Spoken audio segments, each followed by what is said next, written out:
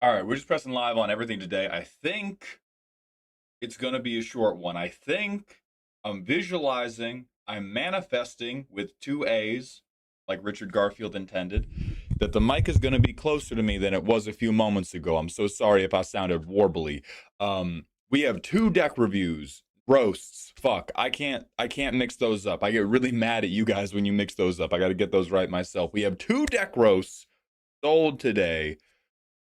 We might be doing CDR Charmanders as well. They're a free one. They got the free one maybe a week or two ago.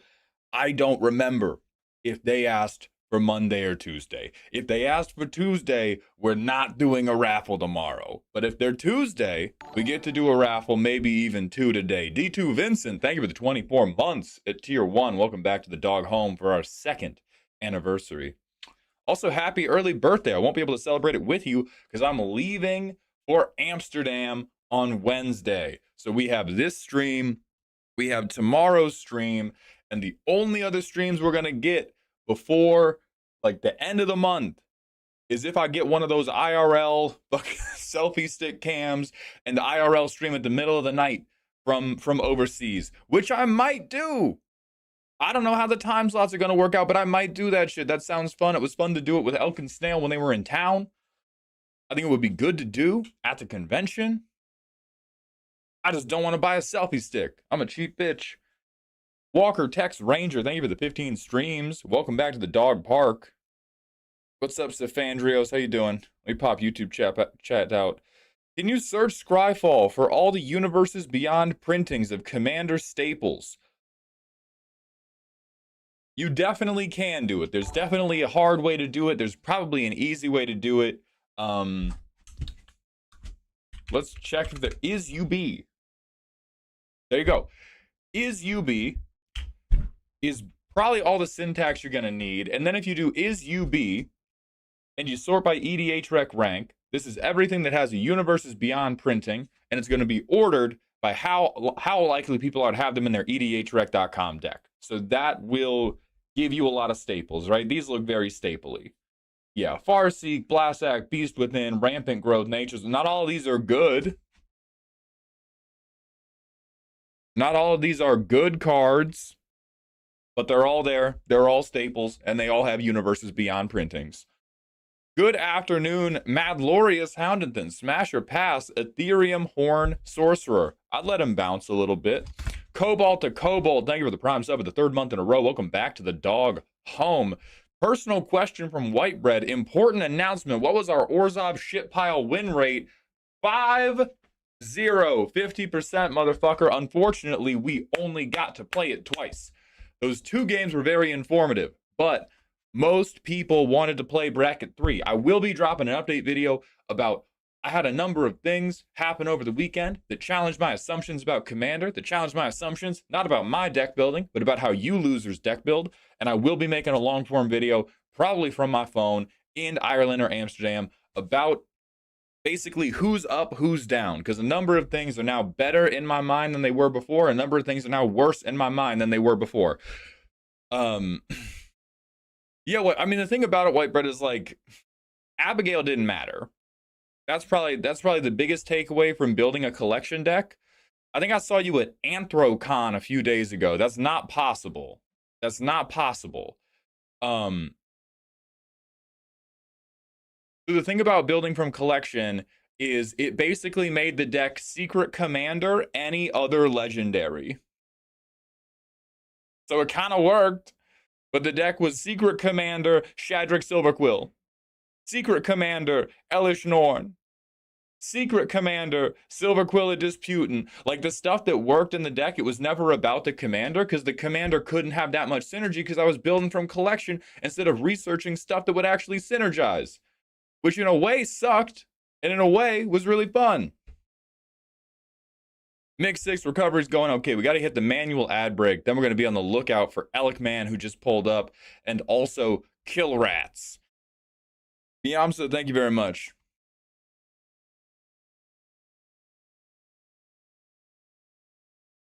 You had the fursuit to hide your loss of hair. I will never hide my loss of hair. I will medically correct it. Get that through your dome right fucking now. You will never see me. Hold on. Pretend I grew my hair out enough for this to matter. You will never see me with one of these fucking swoops. It will never happen. All right? I own the awfulness that is happening up here. I'm going to staple new hair to my head. Okay? You ever see me with a swoop? That's a toupee. And I'll tell you, I am I can't do it. Those haircuts, visceral anger. I get heartburn. I think about myself doing my hair like this. No, it's missing. It's missing. This is the missing poster.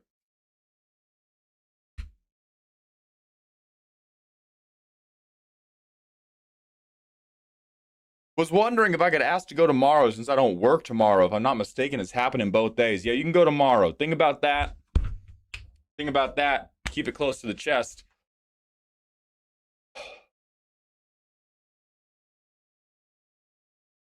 I can make that work. Yeah, you can go tomorrow. It does mean tomorrow we will probably not have free roast and we'll probably do multiple today because that will mean we have 4 people going tomorrow. We might have 5 if CDR Charmander wants to go tomorrow.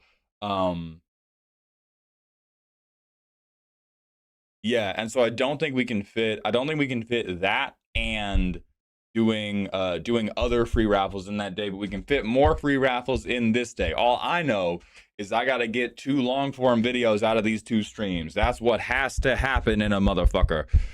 Bring back the emo style. See, I'm okay with emo style, but like you have to. It's not about disliking the swoop. I like how the swoop looks on folks. What I dislike about the swoop is when you are doing the swoop to hide a receding hairline. If your hairline's up here and you just like to wave it down low, like with the moon's up high or something, you look good. But if you got one of these, and that's why you're doing the swoop, I can't trust you on a personal level. I can't do it. What else are you hiding, bro? Joey Bug, congrats on the replacement credit card. BM Shooter, thank you for the random smasher pass. Nope. That's a big rock. I was about to ask if Kill Rats could go first because I'm still at work. So if you're okay with it, I can let you do the free raffle before you roast my deck. Yeah, we will do a mix of vamping and free raffle. At what time are you going to be good to go, Alec, man? At what time are you going to be ready to rock?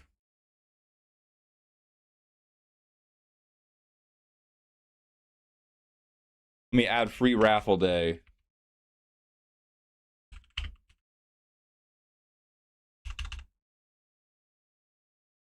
Good shit, my workday ends at 5 EST. That won't work at all because this stream ends at 5 EST, dog. We got to figure something out about that. We got to figure out a compromise about that because I got to leave this building at 2:10 EST.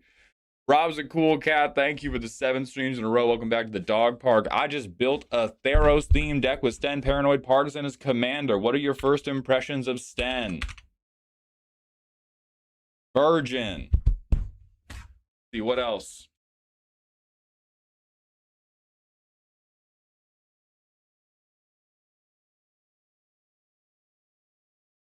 I'm locking in Virgin. I hate this man. I can go in like 30 minutes to an hour. Is that better for you? That works for me, yeah.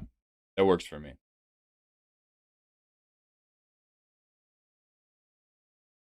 Orbs. That's another good. Again, Virgin, fondling his own orbs with great intensity. Aquiosity, thank you for the drink water redeem. Use my flask.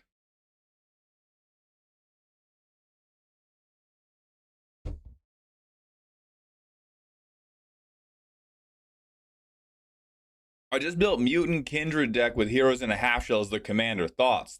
I'm happy you like Legos, dog. I wish I had deeper thoughts. You just said to me, saluting guy is my favorite Lego army man. Thoughts? I'm happy for you is my only thought. Peace and love, you stupid piece of shit. But Mauled, I have the cool art though. All right, cool Virgin. I'm sorry, do you think this is the cool art? Because we got to have a fundamental disagreement. It's not that bad. So, Claude Stuck, why do you think this is bad? That's the thing, because it is this. It Claude Claude, we got to come together for a moment. You told me, okay, I have built a 5-color deck. In my 5-color deck, my commander puts 1/1 counters on everybody and draws me cards when they hit. And I am just playing everything that says mutant on it in every set ever printed in Magic the Gathering. That's not bad. It is this. What do you want? Oh, your peanut butter and jelly has boysenberry jam? You fucking radical. You fucking maverick. I also love the green army man who's prone. That is also my favorite army man.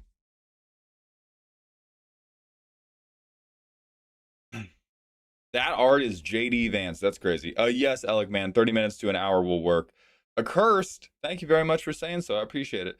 I've built and really like this Kellen the Kid deck. Thoughts on Kellen?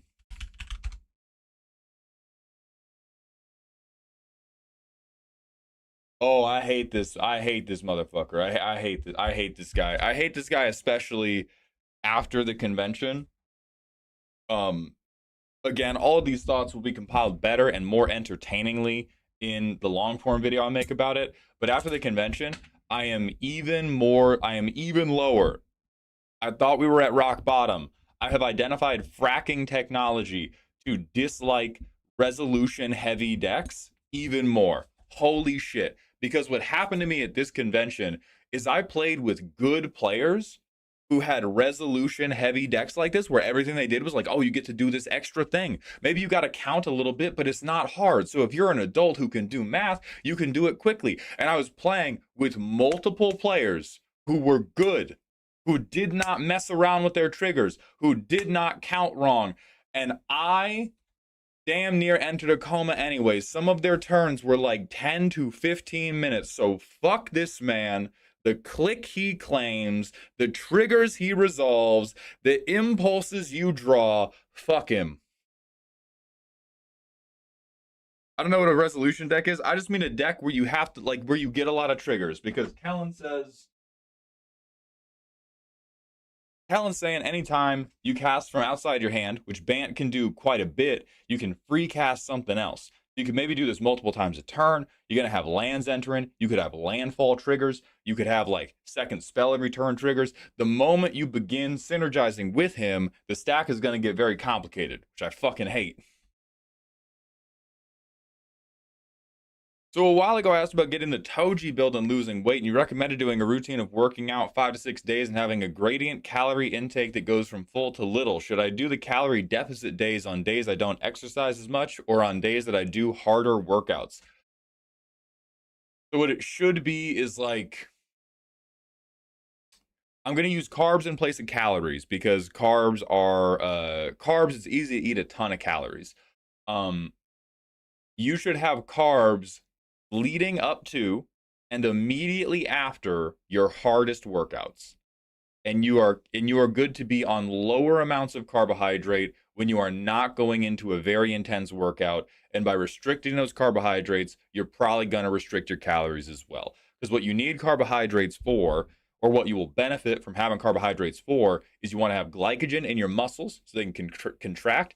And then you want an insulin response after you have trained, because that insulin response is part of what makes you build muscle. You make that insulin response by having carbohydrate. So maybe like if you're going to work out in the morning, I would say like night before, your calories are not very restricted. And right after you train, you're going to have some meal that has a healthy amount of carbohydrate. Maybe it's going to have rice. Maybe it's going to have oatmeal, whatever the fuck you like. Maybe potatoes. But then if you have a day where like, I'm just doing the walking treadmill, I'm doing flexibility work, I'm doing like isolation lifts, and I'm not doing like big compound movements like squats or bench press or deadlift or something like that, that's where you can more reasonably restrict carbohydrates.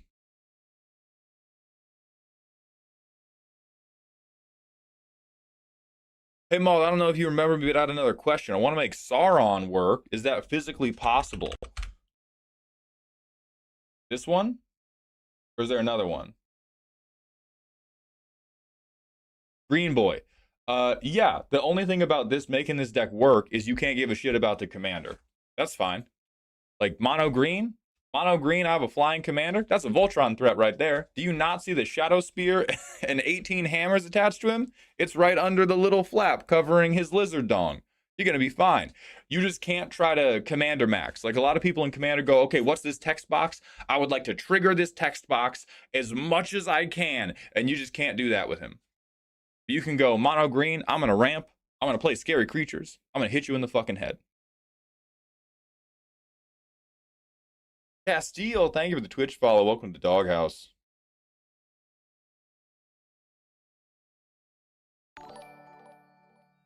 Is Ragavan an unethical commander? No, it is the most ethical commander. You don't want me to steal it, don't put it in your deck. My pure heart wanted to make a +1/+1 deck. All right, so incorrect. What that is contrary, right? You can't say pure heart, say you're a +1/+1 counter player. Make small mana dorks big threats, but yeah, that sounds better. I mean, why not put like 5/5 is a big threat. You people are greedy. That's what I can't stand. That's what I can't stand about the green players is they go like, oh man, I want to make a Sauron deck. I want my mana dorks to be big threats. Surely I need hardened scales and not they're a dinosaur. That's a threat. 1/5/5. This is why we have body dysmorphia in the world is exclusively mono green counter players in commanders. I don't know how it's your fault, but I know it is. Jesus. You can just I need more. No, bitch. Here's what you need, okay? You want your mana dorks to be threats. You want to play a mono green deck that's going to work where your commander, because again, like for the +1/+1 counter game plan, your commander does nothing. Can we at least level on that? Like our commander doesn't do a fucking thing for the +1/+1 counter deck, because like proliferating the Saurian counter doesn't matter. Putting 2 on doesn't matter. If we don't have our +1/+1 counter synergy going, it doesn't really get it started. There's like nothing, but it does provide a power boost, which is also something +1/+1 counters do. So if we want a power boost and you want mana dorks to be scary, bam, job done. It's usually an instant +4/+4. Can we talk about what words mean and how that is not the same thing as caring about +1/+1 counters?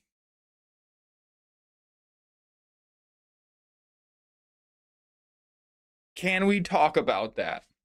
Can we talk about how threatening your mana dorks are if you go Zopandril, if you go Pathbreaker Ibex?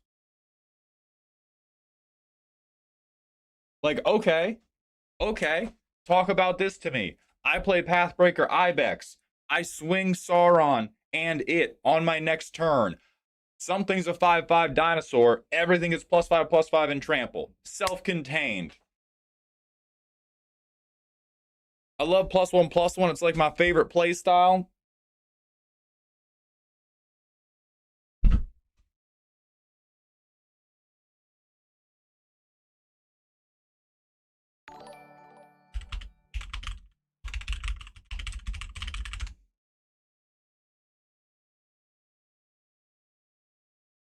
Pick unrelated. Pick unrelated. I support your favorite playstyle in Commander. I think everybody should do what they love.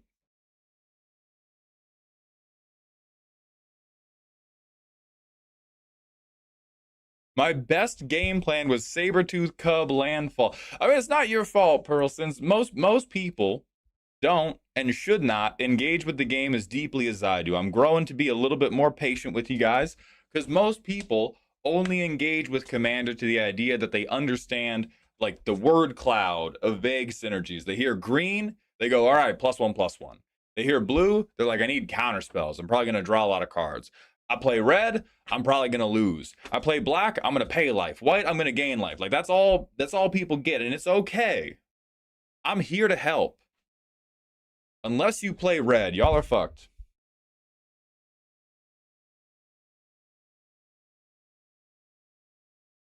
Maul, I want you to know you have inspired me to make a Kellen the Kid deck. That's okay. Well, anyway, King Neffin, thank you for the Twitch follows. Welcome to the Doghouse, my friend. Fuck. Did I miss all the slots? You missed all the slots yesterday. You are 24 hours late to all the slots, my G.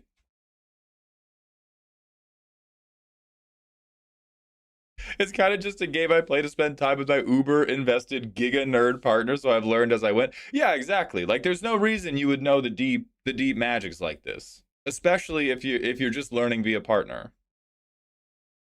Hey, thank you, Burfoot. Thank you for playing in the event. Every time someone talks about red, I am flashbanged with the when they're slandering your goat, but they're right image. Yeah.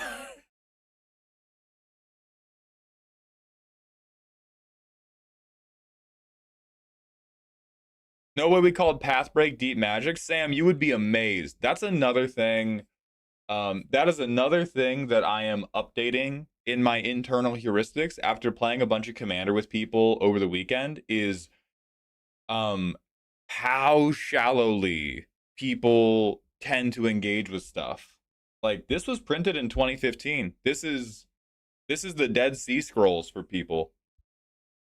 And like most people, like Pearl, they have a color or one color combination that they play a lot of, and they know like nothing about the other color combinations. And so I'm just not gonna assume that people know what they should be doing instead. It's like when a baby shits itself. You don't know that toilets exist. You don't know Pathbreaker Ibex is here. You only know about Bristly Bill. You poor summer child. Darth Nacho, thank you for the $5 super chat. How do you feel about Dr. Eggman as a commander trying to finally build an artifact deck? Was looking at Urtet too. I don't like either of those. Dr. Eggman is fun. Dr. Eggman is pretty weak. He is he is he's a lot of mana. He's a lot of mana. Construct robot vehicle is actually more limited than you might think. You can like there are some that are worth it, and he is a card draw engine. This would be like definitely closer to bracket two.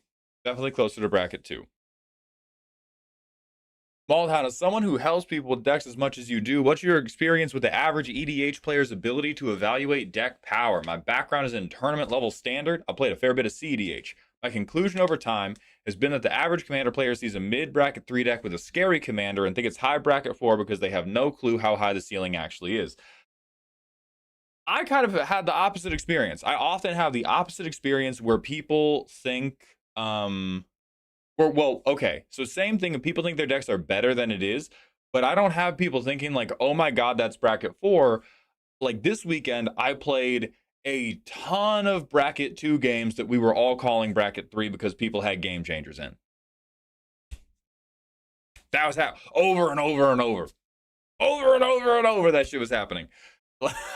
Like one of the few bracket 2 games I played on like turn 6, turn 5 or 6, somebody made an 18 power Leatherhead.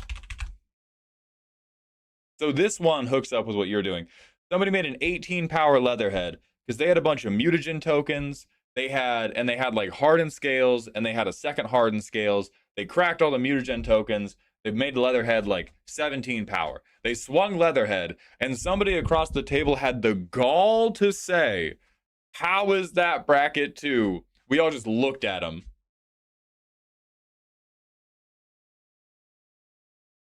So I think what a lot of people don't respect about their decks is like, one, the world is vastly underrating combat damage, and they think having a large amount of combat damage is the most insane thing ever, and they also refuse to put up a lot of combat damage on their own. That was like overwhelmingly what was happening in all of my games. Is people were like, you can swing 6 damage? What the fuck? I'm only 3 levels into my Factorio base. What do you mean you can swing 8 damage, you fucking freak? Get away from me, you sweat! You absolute monster! And so it's not that people just think that, like, people don't have power wrong, but they don't respect that power is multifaceted. They don't respect that, like, oh, my deck is really powerful along this one axis, but if you just beat the shit out of me, it doesn't look very good. And like, oh, my deck is very good at beating the shit out of you, but if you interact with me on a different axis, I can't do anything.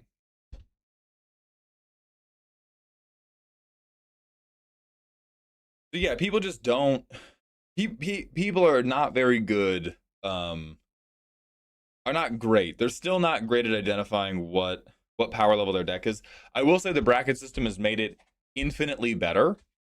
Every game I played in every game I played in over the weekend, people used the bracket system, and we did not have any crazy mismatches. It was just like some decks were obviously worse, some decks were obviously better, but we could all play a game of Magic together.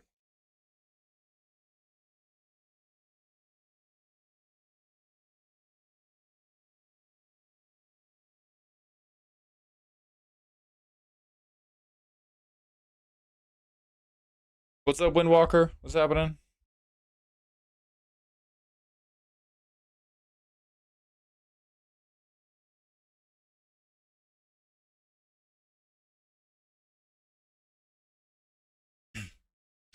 Semi-related, how are people at building to a theme like landfall or otherwise? So if you give people a word to build their commander deck around, like landfall, they're really good at building the deck around that word. People are dog shit at building theme decks. That's why I try to use the word gimmick nowadays, because people have done this one word appears on like every fucking card of my deck, and they make really, really weak decks because they think that they are doing a restriction that provides creativity, when instead they are doing a restriction that just picks all their fucking cards for them. And so they don't identify any actual synergies. They don't identify any actual creative cards that could help them do what they want to do, because they don't think about what the deck wants to do. They think about the word landfall. They think about the word +1/+1 counter. They think about like the word fucking trample for the green players. They think about the word instant or sorcery or magecraft if you're a blue player.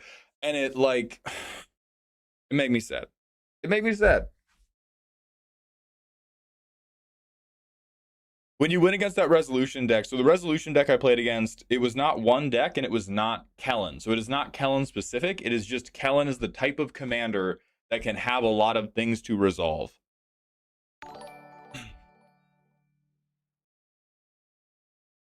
Inferno Zamar, thank you for the Prime sub. Welcome to the second month in a row. Hey, hey, go die, all right? Hey, a long time from now, in your bed, peacefully, but think of me when you pass, you fuck. All right? You absolute piece of shit. Get out of here. I will not refund you. I will not refund you. I hope you stay in sub. Never speak to me again, you rat bitch. Okay? I've heard about enough from you.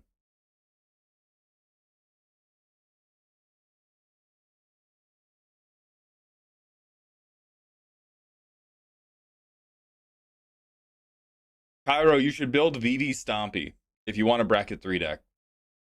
Jazza Proxy, thank you for the 45 streams in a row. Welcome back to the dog park. Quiche Peanemis, indeed. And the Boyce, thank you for the 10 streams in a row. Welcome back to the dog park.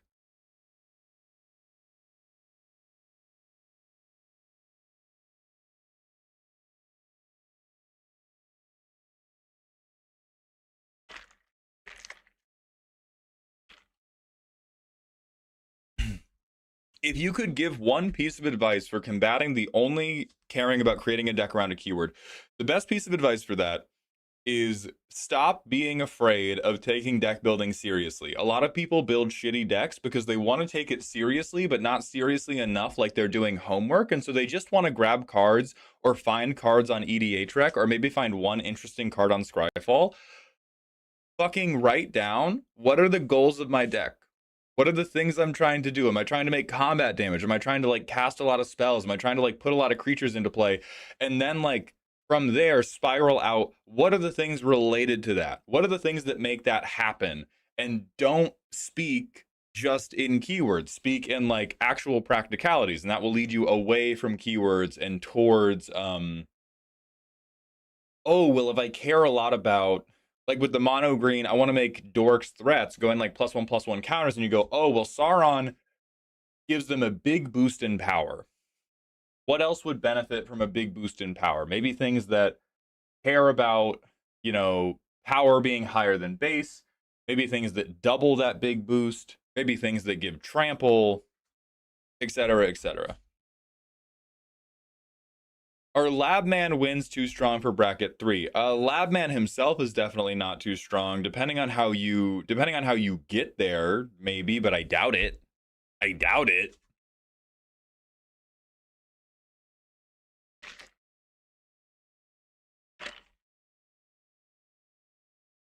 Do you showcase some of your lists somewhere? They're on my Mox field somewhere, but my Mox field is also really cluttered with all the decks that I work on for other people, so it's difficult to find them. I should and will make videos about the decks that I play, but I have not done so in a long time.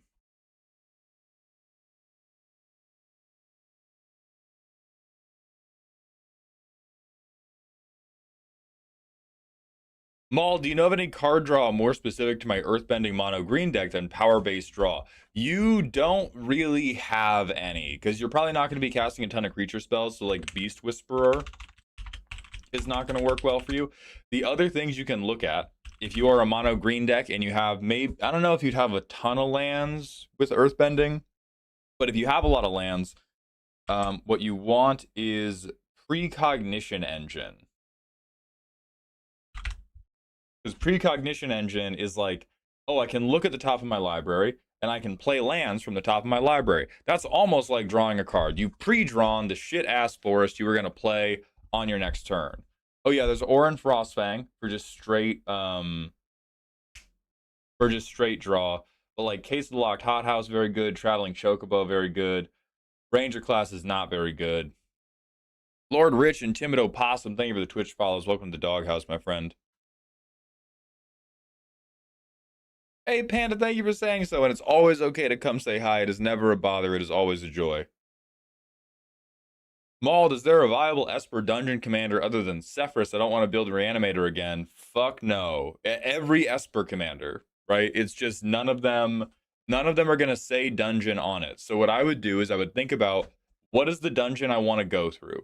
What does that dungeon give me? Does that intersect with anything existing Esper commanders do? What do I need to achieve to get into that dungeon? Are there any Esper commanders that help me do that? And then I would go from there.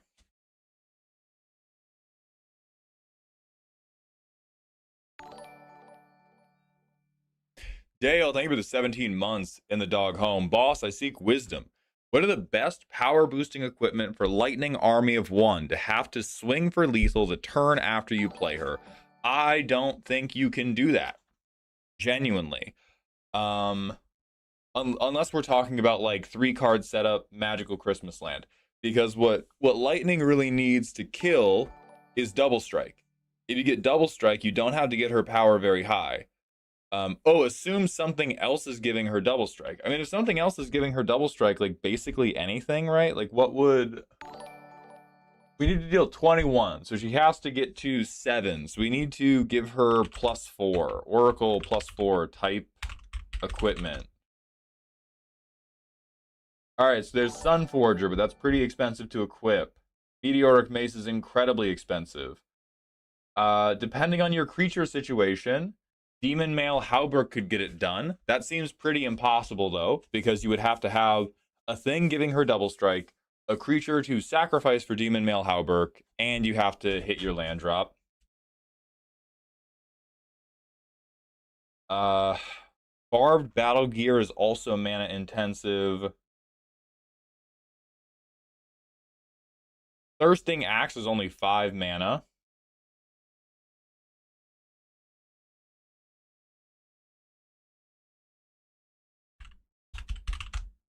People are saying new Mjolnir.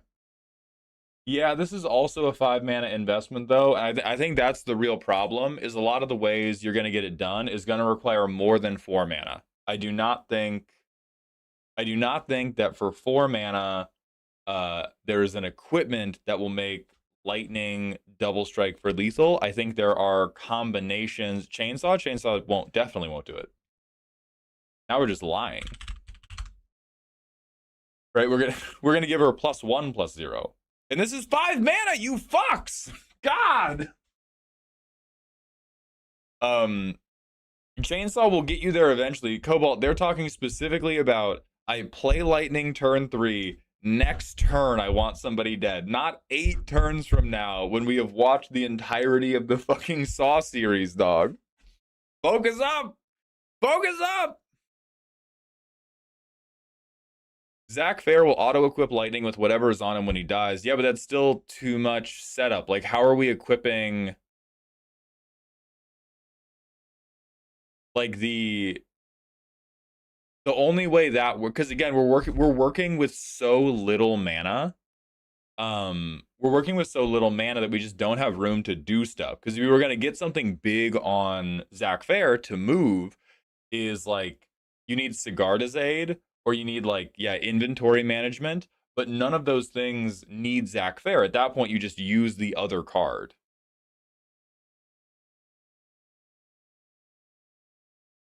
Yeah, Dale, like you're not gonna do it turn 4, is really the thing. And I don't even think I would be trying to do it turn 4 if you have a lightning deck, like not this one. The big problem with this commander is you don't want to be popping out on people that quickly, because most tables will have like, I have a piece of removal I can commit. And if you on turn 4 show them I'm going to kill you, they're going to commit the one piece of removal to you, and then you're just going to be like fucked out of the game. Yeah, like I would be trying to go like, we have to establish protection. Like I would be much more worried about, I want to mark like 3 to 6 damage on as many people as possible, and then bang, bang, bang on later turns, finish the job. Because the stuff that's going to do it on turn 4, somebody in YouTube chat already brought it up, Wind Mage, is like Antagonize exists. There are mono red power boosting cards that will get you the amount of damage you need for an amount of mana that will work. Honestly, this deck is being made solely to snipe the VV player before they go off. Okay. Nani? Maybe don't do this one.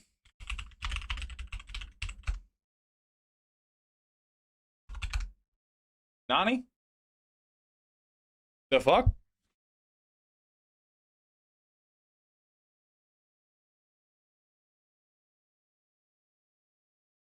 Like if the VV does not get to exist in a world where they can go off turn 3, turn 4, and they can counterspell multiple things. They can't. I have a VV deck. I have seen competitive VV decks. It like if you are able to go off that quickly, you can probably respond. You can probably respond to the first bad thing that happens. 2 pieces of removal will shut the VV player out of the game forever because they will have used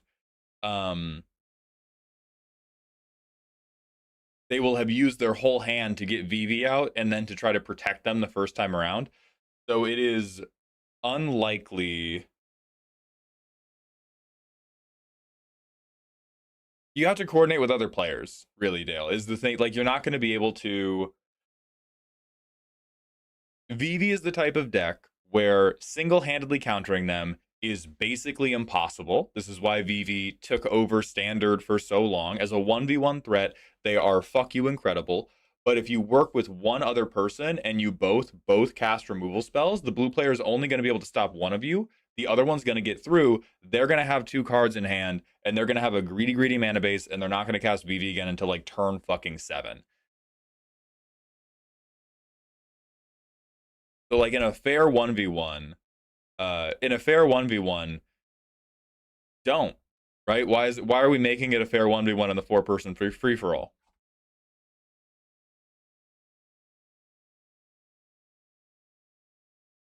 Yo, boss, it might be just a touch awkward, but this is probably going to be the best opportunity I get to respond to you and chat live before work ends today. So if you're okay with it, I'll be ready as I will be for my roast. Okay.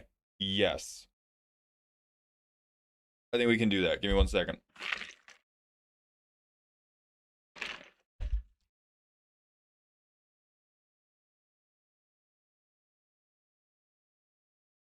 And then Kill Rats will go tomorrow. I don't see CDR Charmander, so CDR Charmander is probably also going tomorrow. Great. Okay. we are going to move. We are going to move into the deck roasting portion. We are going to check out Elikman's deck, and then viewer decks. We're going to do some free raffles until I have to leave in a little over an hour. So for those of you who have not been here before, what I require from our roastees is a deck list, a primer, and a power rating. We don't use 1 through 10. We will sometimes also use the bracket system, but the main thing we use is the silly, spooky, scary scale. Silly means I'm a Looney Tunes character. You can see me winding up a giant mallet from 10 miles away, and that's what I'm going to kill you with. Spooky, little bit more like a ghost movie, right? Eventually I'm going to jump scare you, but you have been given 11 to 10 warning signs. You have seen blood on the mirror. You have seen poop in the toilet. You have heard voices at night. And scary is just slasher movie with no warning. You walk into the room, you get stabbed, it's over. So Elikman has sent in a spooky deck. The primer says, build an armada of spaceships, send them through warp drive for value, and then laser them from orbit. And we can do the thing, but the thing is too weak to matter, and we can't quite reliably do it enough. Most important priority, we want to feel like the spaceships are getting us.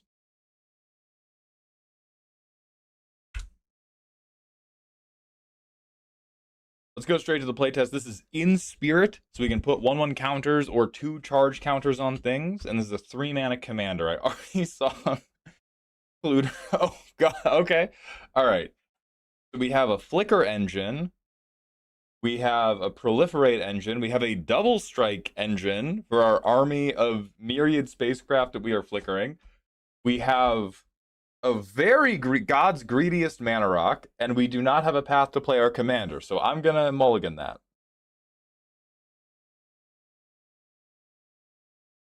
Huh? What? It? Uh, I mean, Buried Rune. Okay, Buried Rune. We got to get the artifacts back at some point, but Blink Moth, Space. Sorry, my fault. Anyway, we're gonna mulligan that hand. All right. Do we? We can get 2 of our colors. If we could get an artifact in play, we can. Okay, we can get our commander turn 4. Sure. We can do turn 4 commander. I can turn it into a creature to station a spacecraft. Dog, you are in Jeskai. You are fucking up your pip situation for a 1/1? What? Who are we currently employing in this intergalactic 7-Eleven that you're like, yeah, you know what? You know what? Not casting my commander till turn 5. What if there was a fly in the ointment? Absolutely not. We are not doing 1 mana station 1. We will go draw. Holy shit, a talisman. We still do not make white mana, but that's okay. We will go. Oh, but we get our turn 3 commander now. Thank God. Okay, turn 3. We go. Do we even want turn 3 commander? Yeah, we do. Fuck. Okay. All right.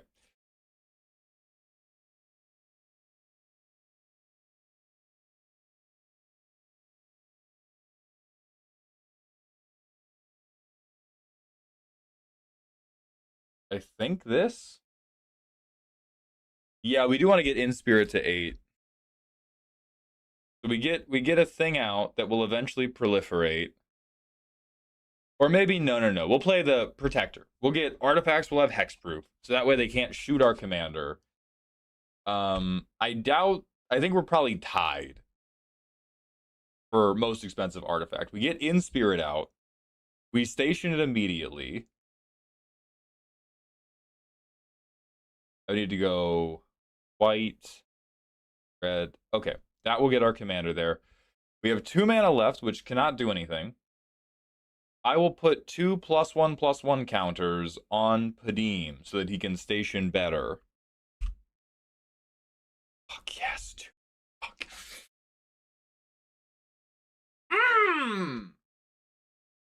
San Francisco, 30 years in the future when the pollution gets them. Fucking beautiful. Let us in main phase 1.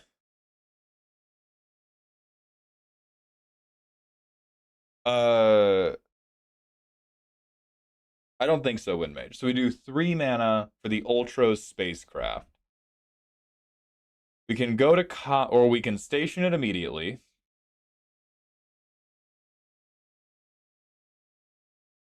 Whenever we cast an artifact spell, draw a card and put a charge counter on the spacecraft. Can we cast any other artifacts? No.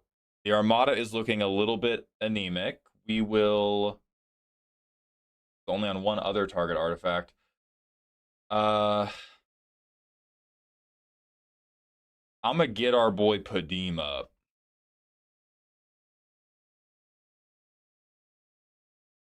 Oh, it's only on artifacts. They can't even do. And this guy, never mind. Holy shit, this is so much worse than I thought. This guy is a 1/4. He is a 1/4 with nothing going for him.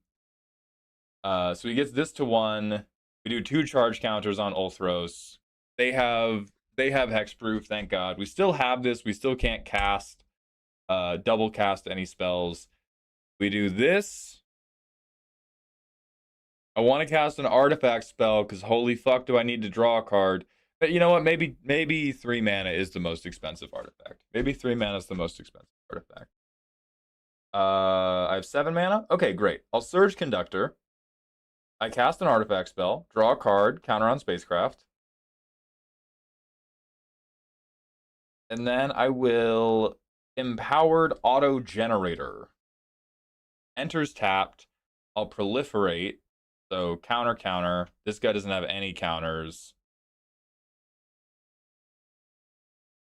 Move to combat. I'll put two charge counters on this. Go to my next turn. All right, we improvising up in this bitch. I will say I played bracket 2 this weekend. You would be dead now. You would be dead now. You would be begging for your life. You would be asking people on hands and knees, hey man, come on, it's bracket 2. I'm legally allowed one more turn. We'll go colorless, get a talisman. We'll draw a card, put a counter on this. Phenomenal. Non-token artifact entered, so we will proliferate. I was holding the Elish Norn because I was really hoping it was going to be better than this. Emry doesn't really make me happy. Oh, but I can make so much mana, maybe it doesn't matter. I'll move to combat. Pass through combat, but I'll put 2 counters on Empowered Auto Generator. Post combat. Cast Nettlecyst. I'm floating 2 blue mana. I'll put a charge counter on the spacecraft. I will proliferate. And I get to draw a card because I cast an... fucking... I ripples of potential, phase out my board, and I'm brutally murdered on the green player's turn. Alright. So I can see we're doing some Jeskai diddling. Yeah, we're Clunkers Anonymous, all right? Nerd Rage, thank you for the Prime sub. If I didn't thank you already, welcome back to the dog home.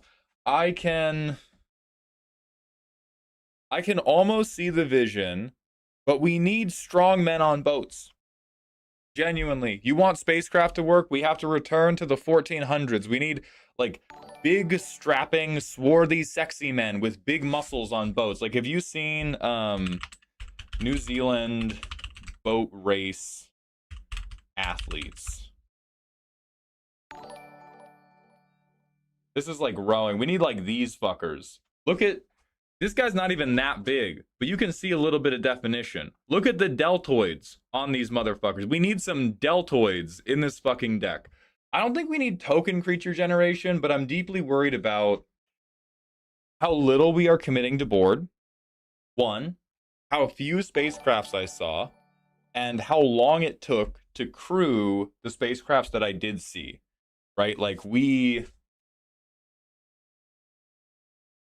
So what's in here? Crappy Hoof, hell yeah. Let's go to Visual Grid. Warp Drive, 3 cards! Yeah!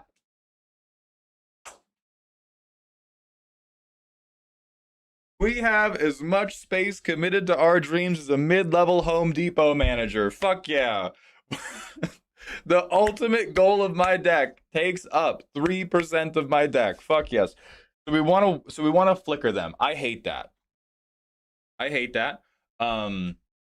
I'm with the vision though. I think I am, and tell me if this dream is wrong. Because when we talk about, I want this to feel like a spaceship deck. I'm thinking about scenes in movies where it's like, sir, something's coming up on radar, and then there's the like sound as like 50 ships appear in like the big wide shot, and then there's like a lens flare and people start dying. Is that roughly the energy we're looking for here? Because I'm with that energy.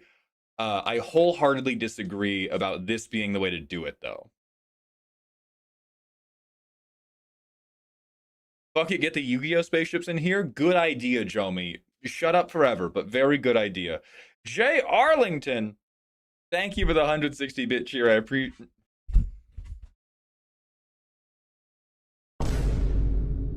I'm sorry, I had a long weekend. Thank you for the raid, Goat. I hope you're having a good stream. We're talking about not a Star Wars deck, but we're trying to do a spaceship deck. It is probably a worthless labor of love. It is probably a worthless labor of love because we're going to have Star Trek come out in a few months and blow this theme straight to hell. Viking, thank you for joining the dog home on YouTube. Welcome, my friend. Wow, this guy's actually here when Jay raids. I'm doing my best, all right? Jay has like an Apple Watch that has my piss schedule on it, and they take full advantage. More or less, this was about the mechanics of making spacecraft work, however it could be done. Elk suggested the flicker theme. I think there's almost an idea to the flicker theme. The reason I don't like the flicker theme is seeing it in practice, you already don't have board presence, and over the weekend, what I saw over and over and over again, there are almost no synergies under God's light that can make up for not having board presence by like turn 5, turn 6.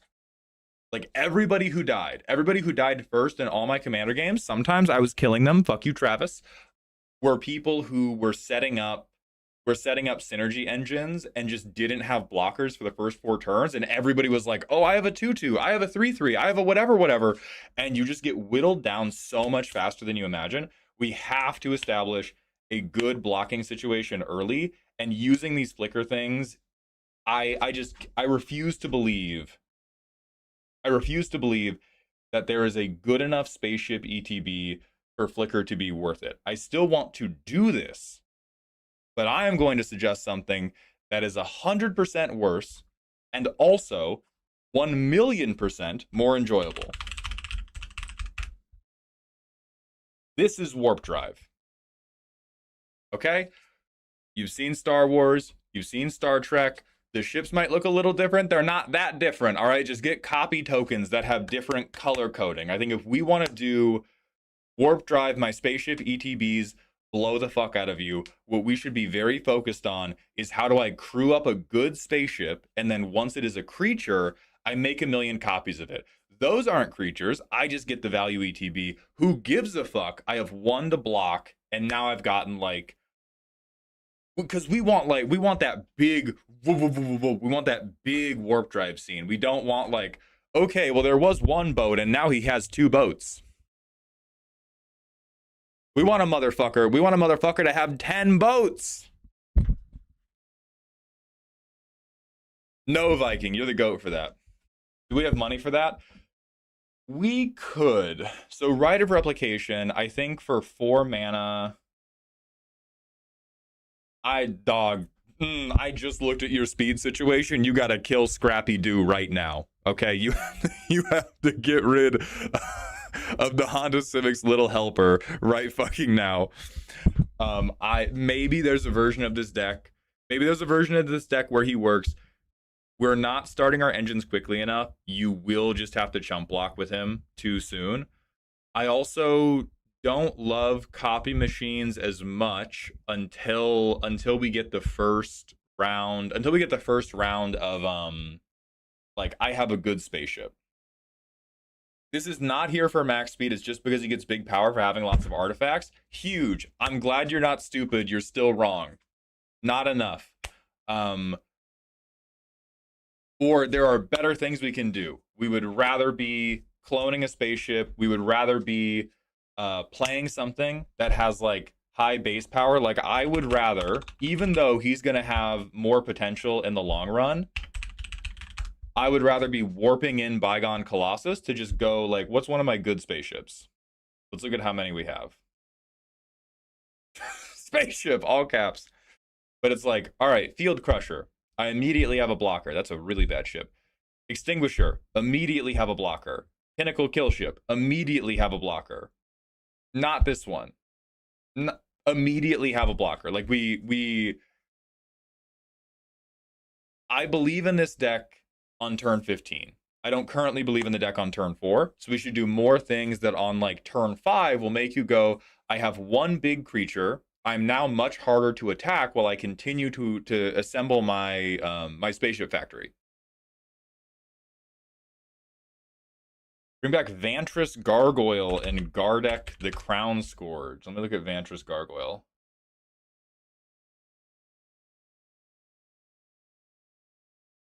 I still don't like that one. I think you still have better options. Like the 9 matters for a lot of these. I'm gonna be so for real. Like when we talk about Bygone Colossus, because like 5 doesn't do it in one turn, does do it in one turn, doesn't do it in one turn, doesn't do it, doesn't do it.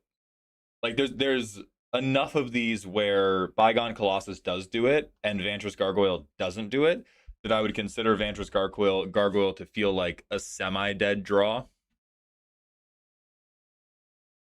We got tutors. Yeah, let me look at. Okay. This would be really good. This would feel less like spaceships and more like a ground invasion. Like, this is going to be very good, very cool. You're going to have a lot of stationers.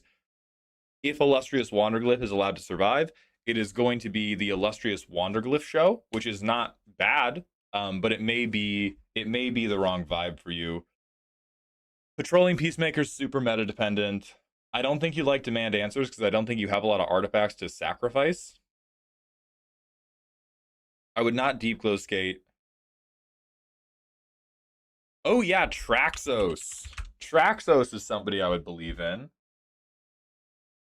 Through multiple times a turn. I love this guy. Because we're definitely playing. Oh, historic spells too. We're definitely playing a shitload of historic spells. Let me look at elk cuts, veggie cuts. Okay. Agree. Interesting. Agree. Agree. I would want to put it in, but I would know it was a bad card. Somewhat disagree just because I like spaceships, but I don't think it's a very good card. Agree, agree, agree, agree, agree.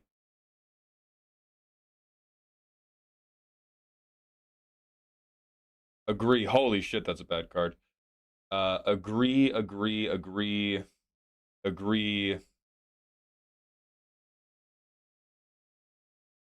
I'm not so certain I agree because First Strike is a fucked up and evil keyword that Elk definitely underrates. That was another thing. It's like I've updated the list in my head of how good certain keywords are. First Strike is a motherfucker of a keyword. So I might suggest that Wedgelight Rammer goes back in because your commander can buff it. And just going because motherfuckers, even if it would win them the game, motherfuckers would rather. I had to be nice about, or not had to.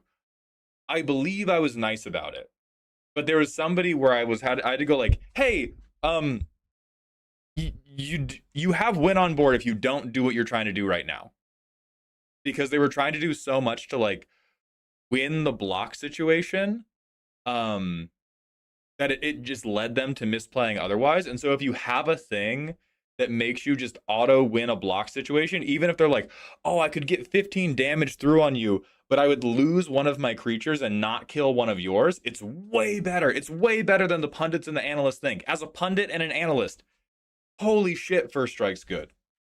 So I would probably call for this guy to come back. Lands to waffle on.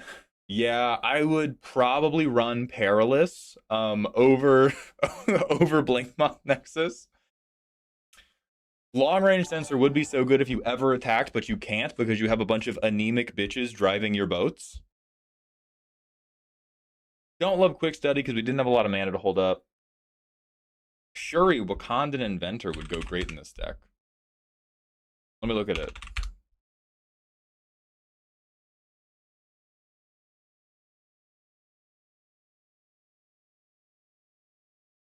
I could see it. I think there are angles here. You know, like she curves out to crewing our commander, which is good, and then she is an anemic bitch, but has a PhD. That's a different level of qualification. Many of these people are anemic bitches who don't even have a GED. So this will give us a carry-on benefit.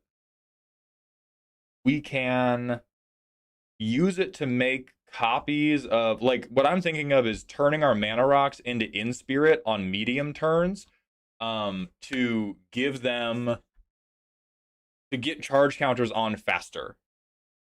Like, there's almost no situation where this is a bad card. There are not many situations where this is a, like, game-winning motherfucker, but I don't think you are ever, like, you never have an opening hand where you're like, ah, fuck, Shuri's here.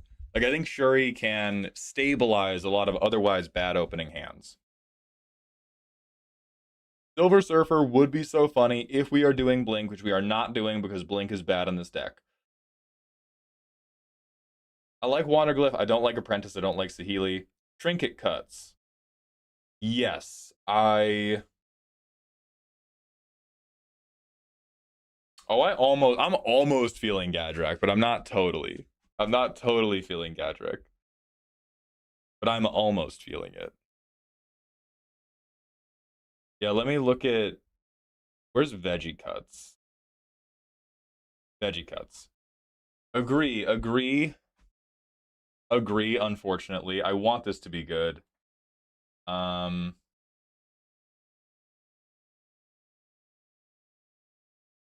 Honestly, no, this thing's crazy gas. Put this back in right now. This is best card in your deck. This is best card in your deck specifically because of how many spacecraft care about the number 9. Jesus Christ. If we had any we had any level of, like, oh, I crew at 4, oh, I crew at 5, we would be having a discussion about Gadrak right now. But you need $10 million to crew any of these spaceships. We have to invest in Titan shaped Bitcoin. No, Donnie, you do not get ETB triggers from clones. So what am I going to tell you to cut? Let's go look. I like that we have a lot of lands.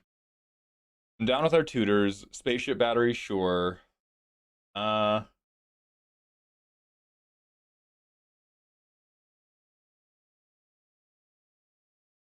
not currently in love with Opter Spy Network. I'm down with Thousand Moon Smithy. I'm down with Simulacrum Synthesizer. I think I'm down with every spaceship you have. If anything, we need more of those. Dispatch is cute. Damning Verdict is fine. Yeah, Starfall's alright. I'm sure that there's... Is there a reason this is not Battle of Bywater, right? Because our commander is giving our spaceships indestructible. Most of our guys, most of our, like, cool synergy pieces should be low power. No, she gets hit. What?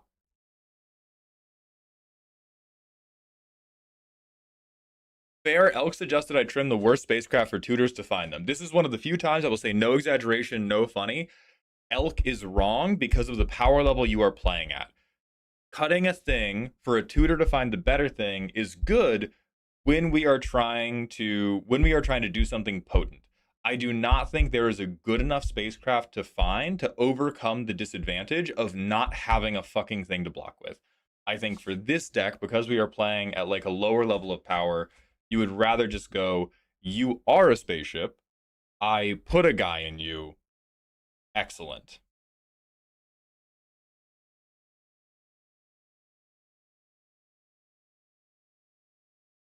Oh, does Rite of Replication making clones net you ETB triggers? Yes.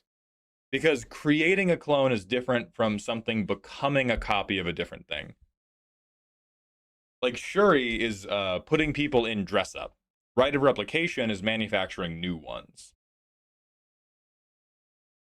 These are good. Please don't Vine Boom me too fucking bad. That is a good card, though, and you should play it. Voyage Home, Thought Monitor, Tezzeret's Gambit. Insight Engine. Okay, Insight Engine's good here, even though I hate it. Proliferate is good here. My issue with this guy is, again, I just don't think he crews quickly enough. I think this is a very cute synergy. You know what this is? You know, Alec, you know what I think you would have a really fun time doing? Uh Trying to do like commander draft. Because oftentimes the times you have submitted a deck, many of the things you put in are very, very fun draft level synergies. I think you would enjoy that. I think you would enjoy that very, very much, because I do agree that it allows you to loot, but I think the thing we are lagging on, the most is, holy fuck, how do I get a blocker to buy time for the later turns? And then once I get to the later turns, mechanized production is actually fucking hilarious. Oh, that's stone cold awesome. Yeah, that's really bad. That's really bad, but this is exactly what your deck wants. You gotta put. Oh, your artifacts might have. If we get this guy big enough, we would give them hexproof indestructible. That's actually not shitty late game. Curious Lewinwood, the bit you're missing there is I set them live a few minutes after 3 p.m. and they sold out within 5 minutes.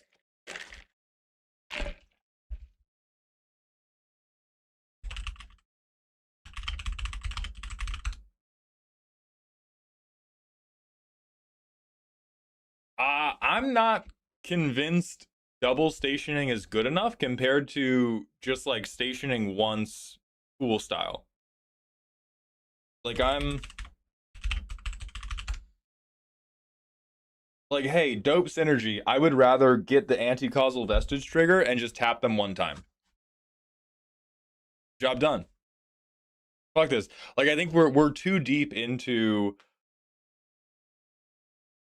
like, think about the space movies you've seen. What happens in the space movies you've seen? Do you get on the spaceship and then everything is like this delicate, fragile ecosystem of gears turning and like steampunky nonsense that can be interrupted by one wrench in the works? Or do you get on the spaceship and it's just like, oh shit, there's big aliens in here. Oh shit, there's a big guy with a gun on here. Like, that's spaceships, baby. Put the tentacle monster in there. Oh shit, Starwinder. Snakes on a plane. Snakes on a plane! Put it in the deck. Put it in the deck. Because, like, you play your commander, right?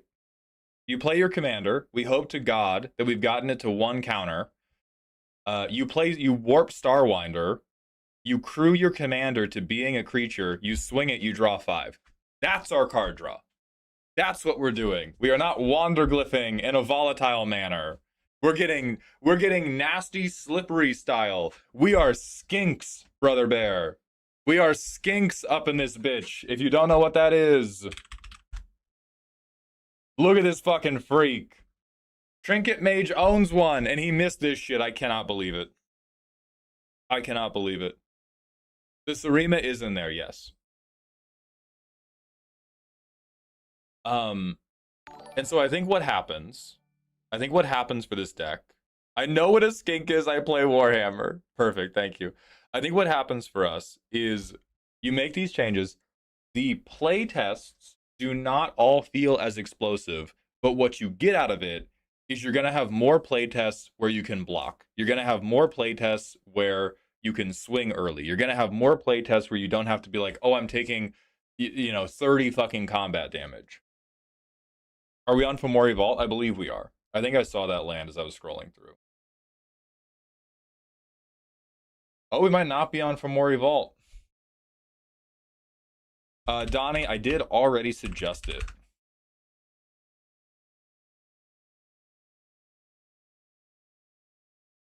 I don't want to add too many colorless lands into this deck. I will say this better than Blinkmoth Nexus. Blinkmoth Nexus is the symptom of a deep cancer within this deck, which is the not having biceps disease.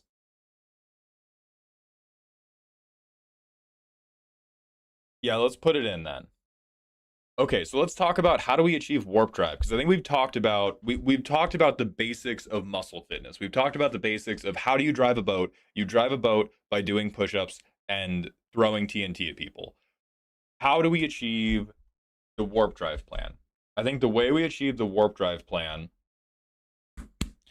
we have Rite of Replication.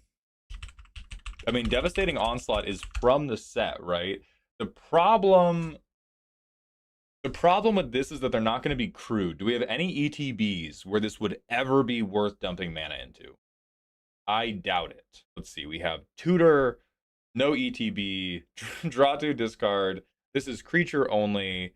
This is creature only. 3 damage to any target, so we might be able to put like 18 damage at somebody's face, which is probably not worth a whole hell of a lot. We could fucking board wipe people. So, with that in mind, actually, oh, that's frustrating. I don't think the way this deck is built, it is built in a way where it's advantageous for us to do a bunch at once. I think what we actually want is one over and over and over again. Does that make sense? Because if we get Rescue Skiff once per turn, that's Super Sun Titan. We get Debris Field Crusher once per turn. We're keeping other people's utility creatures off the battlefield. We Extinguisher once per turn. We like one-sided board wipe over and over and over. So instead of Blink, and maybe even instead of Rite of Replication, I think you want to misalign Quantumly. There's going to be a difficulty here because it can only do it to creatures, and so we have to have either a crude spaceship or we have to have something that's like super fucking good to have an extra one of. But I could see a world where getting 2 Inspirits, right? We get 2 Inspirits, we get 3 Inspirits, or we get 2 Inspirits, and we get a second who throws Research Craft. That sets us up correctly. And then the other things we can do are no, Dragic. We do not want to flicker. We do not want to flicker here because we can already not put a board state out, and we're not winning with a combo. The only world in which you ever want to not put out a board state in Commander is if you are going to win very concisely with a combo, or if you run 15 illegal copies of Aetherize in your Commander deck. I played against somebody this weekend who it felt like they were doing that shit, Ethan! Sorry. Would New Ultron go hard?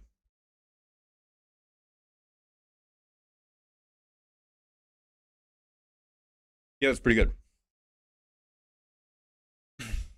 427, thank you for the Twitch follow. Welcome to the doghouse.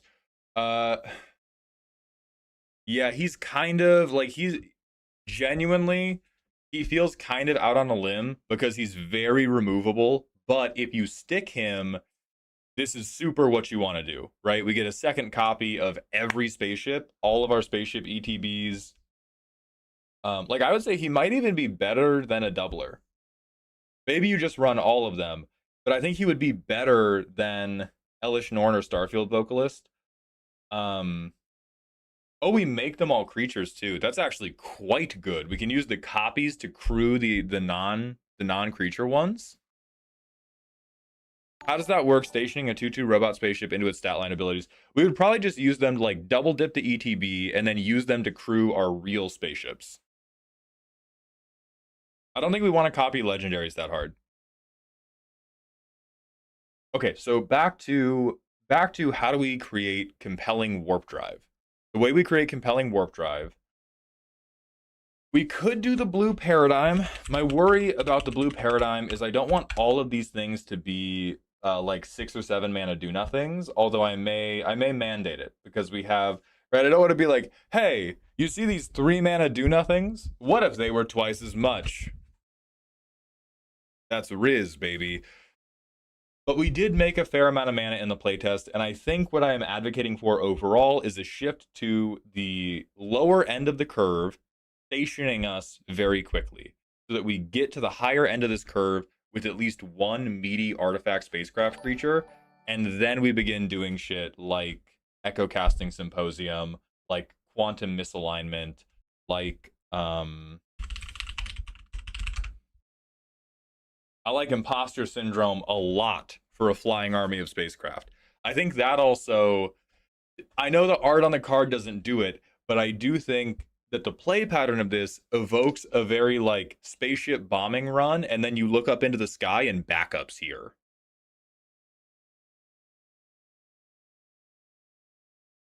A cursed potato, you are too heavily biased for sure.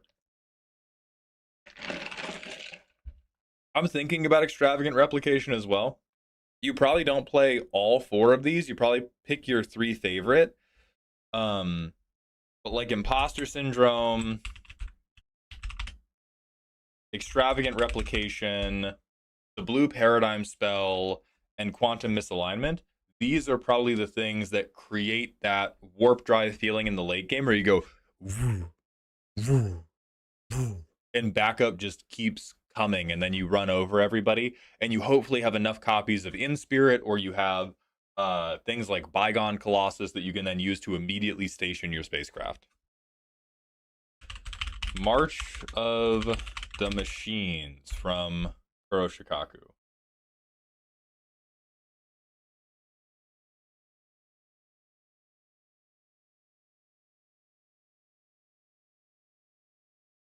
This is a good one-off card. It does not solve all of our problems because we really need this line of text on In Spirit. We still have to fix the early board state thing because we need to get this hexproof and indestructible line on In Spirit online, because otherwise we this just opens us up to the worst board wipe in all of history. This is like March of the Machines is updating our spaceship software to like Windows 11. It might have some very good quality of life updates, and everything's broken now. Eglar, thank you for the Twitch follow. Welcome to the dog house.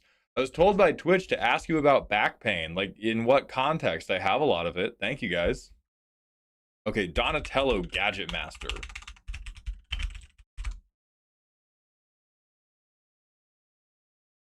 Okay, so cute idea. Problem here. Motherfucker is a 3-2 with no keywords. We could bounce one of our spacecraft back to hand to sneak him in, but we're going to have a very, very hard time getting him through. Nothing else we do in the deck is going to, like, give him evasion, give him protection, give him a better stat line. I think this is a, like, there is one situation out of 20 where he looks like the craziest, where he looks like the craziest motherfucker to ever exist. And in the 19 other times, he looks like if you brought a particularly athletic turtle into fucking Star Wars. I do agree with Firewind. I would rate Echo Casting Symposium over Extravagant Replication, because this does not get stopped by removal.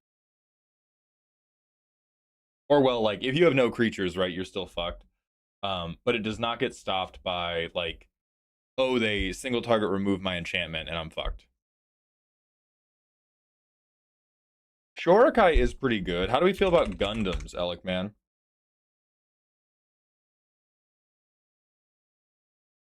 Well, it does accrue spacecraft as though its power were too greater. We don't want like 1/1 chump blockers for no reason. We want to get a meaty thing on board. Like, I played against a number of decks that were good at establishing, like, oh, I have 1/2/2. They died. They died with the Enchantress players. They died with the Artifact players. Having a couple 1/1s is not enough in modern day Commander. You need to get something that is big enough that they would have to give up one of their good creatures to swing over it. Ruhan is very cute. I feel like we have to be able to do better.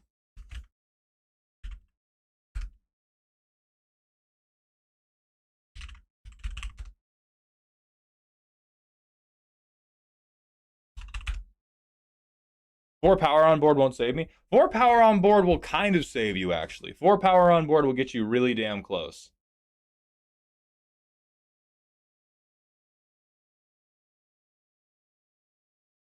If this guy was not 3 pips, holy shit.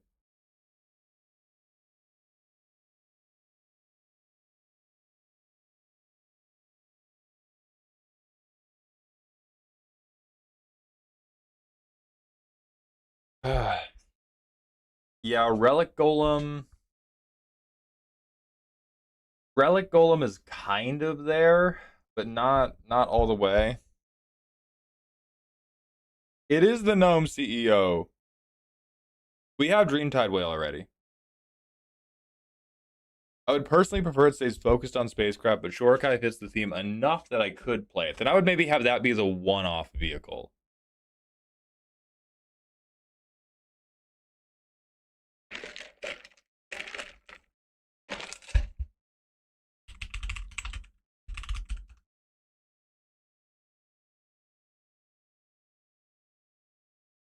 This is really bad. No, no, no, no, no.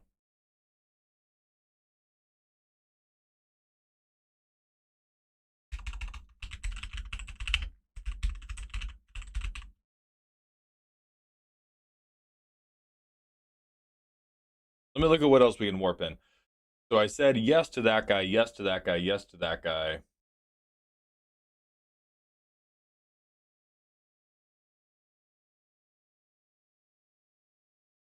I mean, Riddler is just a very good card and is also from space, but I don't think you have to play it. I'm thinking about that, Little Mix Doom. We just didn't get a lot of cards into our graveyard last time, but there is definitely an argument for it.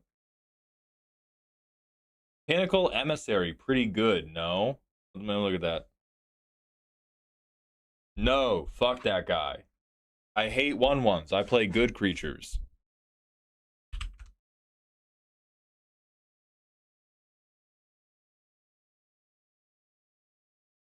I think what's killing Plage for me is we can't crew with the first cast.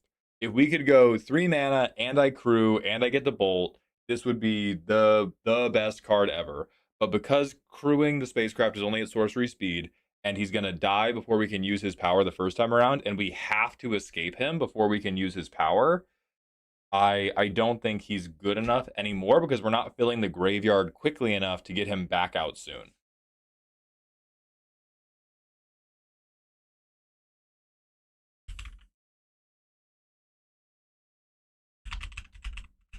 Woolly Razorback is sick, but 4 mana.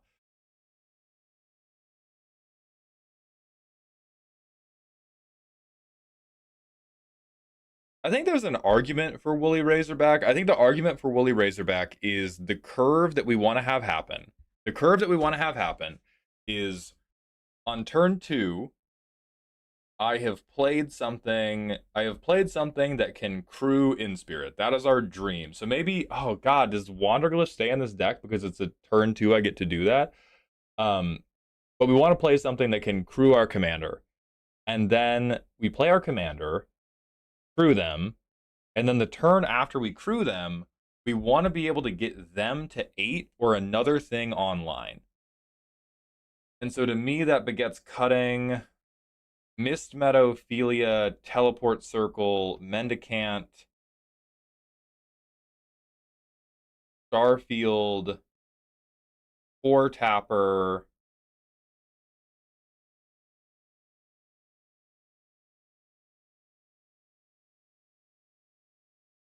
Oh, Moxite Refinery is really cute, but I would probably cut that as well, just to make it more likely that I'm able to get that done.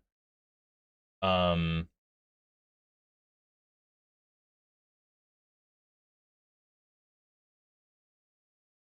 I don't like Thopter Spy Network, but we talked about that already. And so I think there is an angle for Woolly Razorback, but what we want out of Woolly Razorback is I have an indestructible 5/5 that can block for me on turn 4. You get an indestructible 5/5 that can block on turn 4. Then I believe in this deck. Then I believe in the ability to go like, all right, I'm now gonna set up my big field of value engines behind my fucking unkillable blocker. Couldn't you crew with Mindscanner? 3 mana, 10 power. 3 mana, 10 power, 3 pips. Go back to school, please and thank you. Did you see the colorless lands? This dumb piece. I'm sorry, Alec. I love you. I won't be mean to you. Have you seen the colorless lands this aspirational piece of shit was running? Look at that. We go turn 3. All right, no Mindscanner. When's our next land?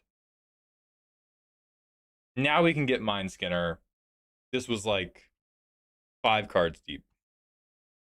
So we need stuff that, or we don't want to play stuff that is super restrictive on the pip types. Phyrexian Dreadnought, you are a child. What's going on?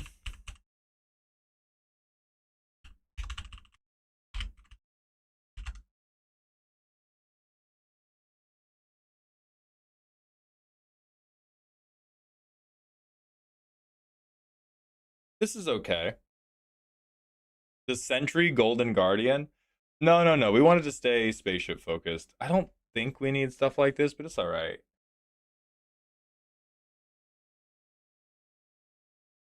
Yeah, that's where I would be at. We have to rearrange our priorities to I have to establish board presence early, and then my big warp drive things is going to be clones and not flicker, and then I think you're pretty good. Honestly, I think right now we're just a little bit too deep in the trenches of like, how do I move all these counters around? How do I make an extra counter? Oh god, oh fuck, I only have 7 counters on my 12 counter spacecraft and they're swinging 12 damage at me. I don't think we need to go too deep on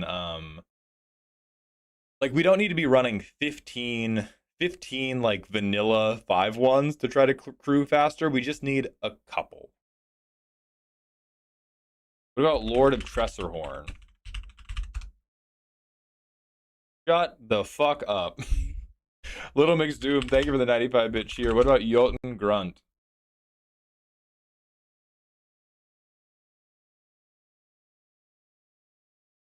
I mean, I just don't think this... Because if we're unable to do this, does it just die? I don't think people will have full enough graveyards. Like, it's weird because we would want him in our opening hand, and then in our opening hand, we won't be able to play him because we can't pay... Yes, he just dies. Okay. Then no, we can't play this guy because he's going to be in our opening hand and we're going to go, oh, yes, thank God, Jotun Grunt. Now I'm going to have a crude in spirit so quickly. And then we're going to sacrifice him before playing our commander.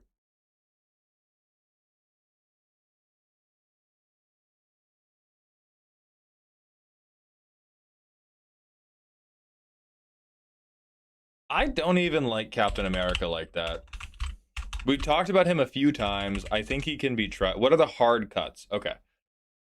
You can try Captain America Living Legend. I don't think I genuinely don't think he's as good as just playing big warp creatures that you can crew once and then make the thing. Although he does have a much better upside late, right? Giving your spacecraft pseudo vigilance after their creatures, that's pretty good. So yeah, he's solid. All right, let's go through hard cuts. Mist Meadow Vanisher, Philia, Teleportation Circle. Mendicant Core Guidelight, I love hating on ETBs. Core Tapper, Moxite Refinery, Solar Array.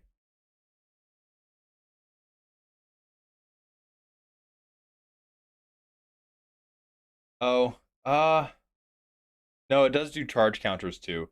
We'll keep Solar Array for the time being.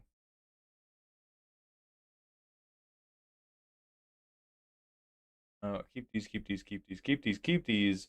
Copter Spy Network. Probably Volatile Wanderglyph. Duelist Heritage. I think we can just do better.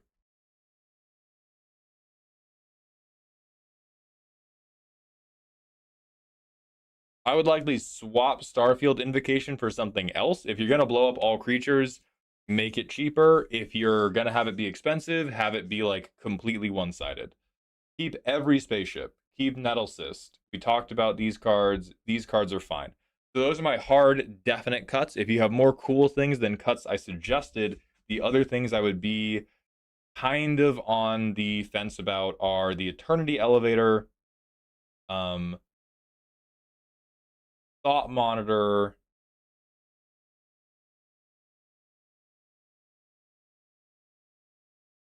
or well, I would probably do Thought Cast before Thought Monitor, cutting the one counter spell because we already don't do enough with it. I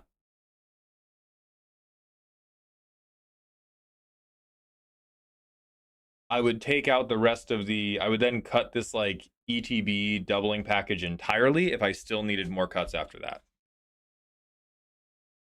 So those are my cuts. You have your homework. Let's put you on the slideshow.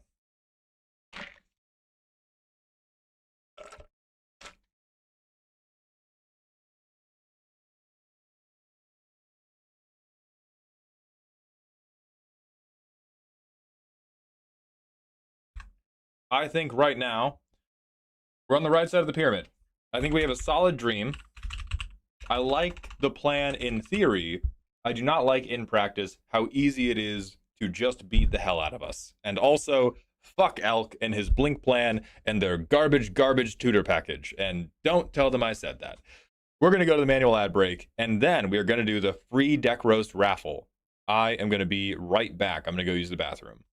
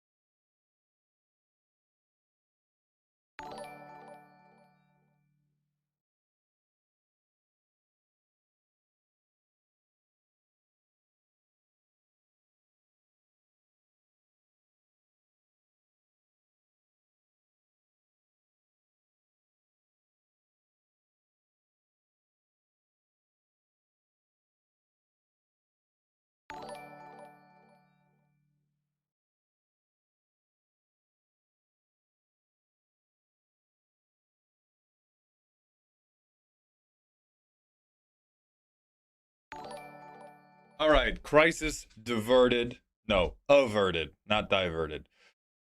King Cow, thank you for gifting 2 tier 1 subs. Welcome back to Dog Heaven, my friend. Ba-ba-ba-ba-ba.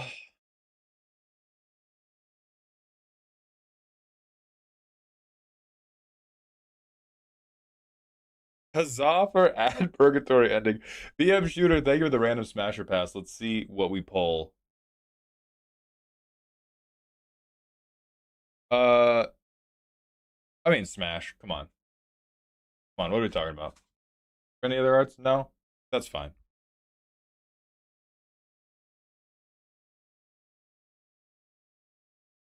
When will new slots for reviews go up? Not until the end of the month. We have, I'm leaving on Wednesday for international travel for MagicCon Amsterdam and slash vacation. So I won't be doing any while I'm overseas because fuck that. And I will be back on like somewhere in the last week of the month.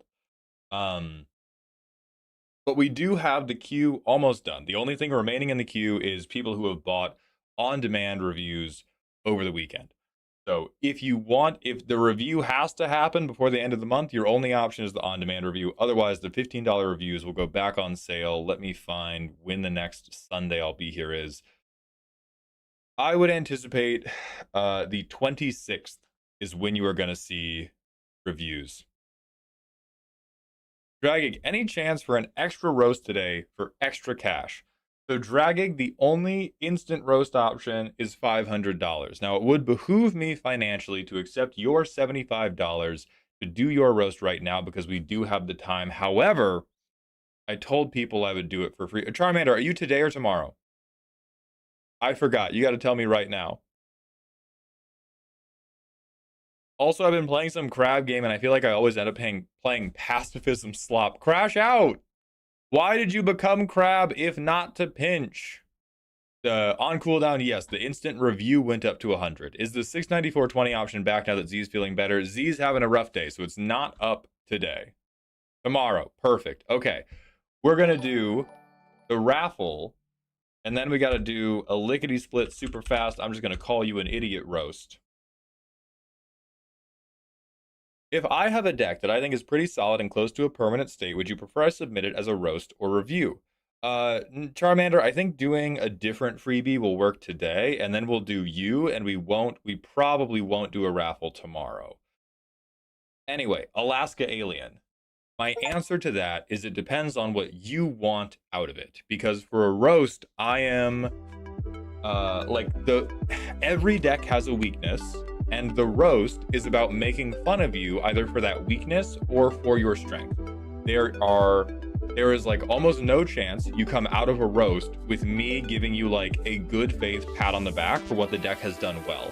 It's always going to be, haha, I have identified where your house of cards falls apart, and I'm going to drag you over the coals for that. Or, haha, I have identified that what you think is your core competency is you stacking Legos while you huff paint. And I'm going to drag you over the coals for that.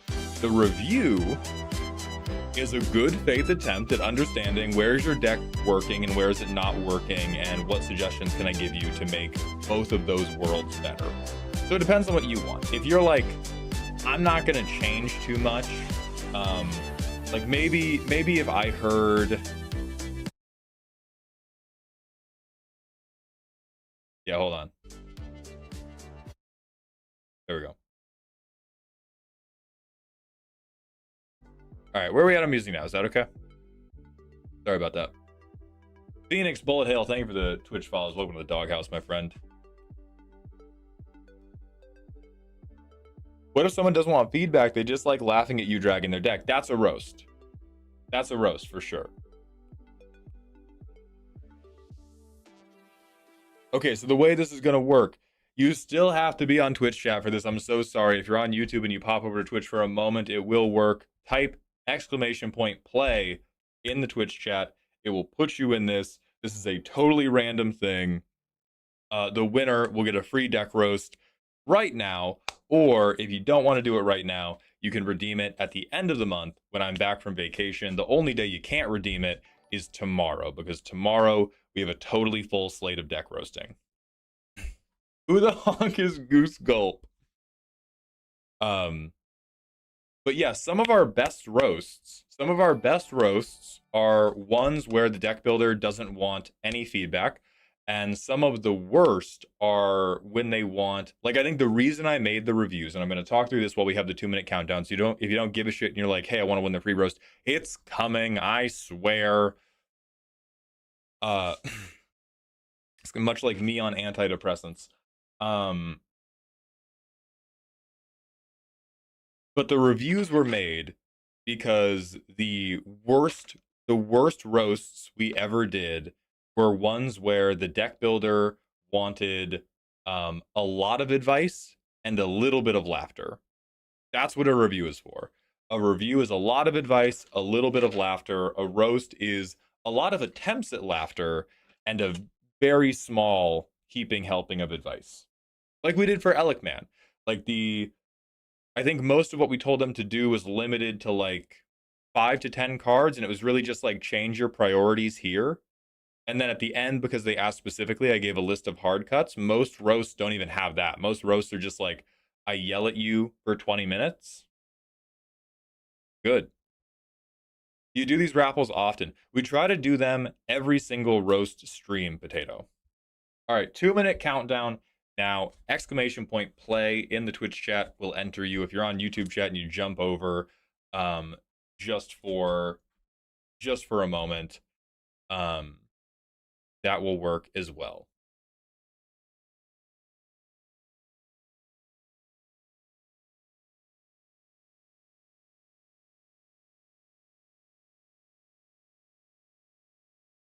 That's exactly what I'm looking for. I love my deck, and I'm not personally looking to improve it or get it changed. I just want to share it and get some laughs, hopefully.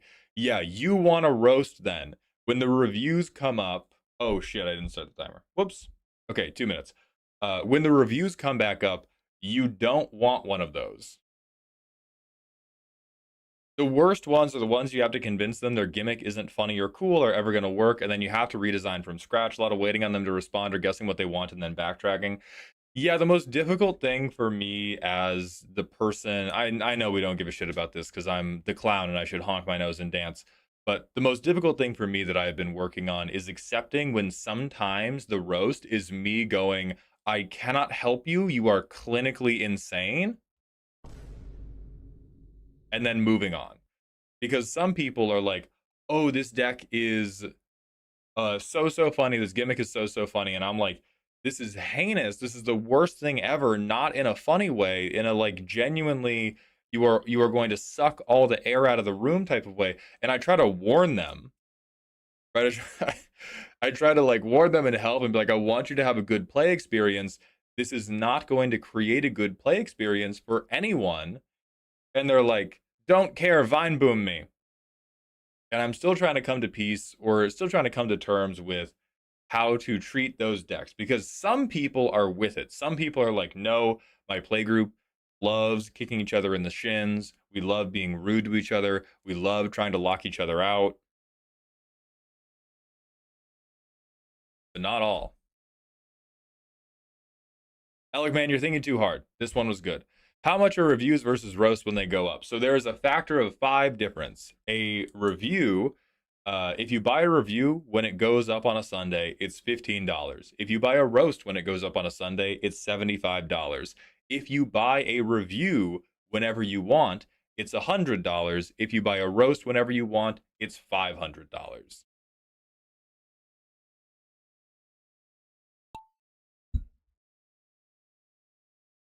All right, we are off with 108 entrants, many of whom are going to die immediately. Gazuda, the reviews are published on my Ko-Fi. They're normally published every Sunday. A lot of people just died. We're not going to get many for the rest of this month because I'm going to be traveling internationally and I am not going to be publishing any more. Game Goose, I'm so sorry to hear you're going to your first CEDH journey. Best of luck! And may you be the best liar ever. Oh, you're taking VD Spellslinger? Yeah, fuck you. You're the devil. Wait, Mauled, you didn't give me the 2 minute head start you promised? I did. You died anyway. That's not my fault.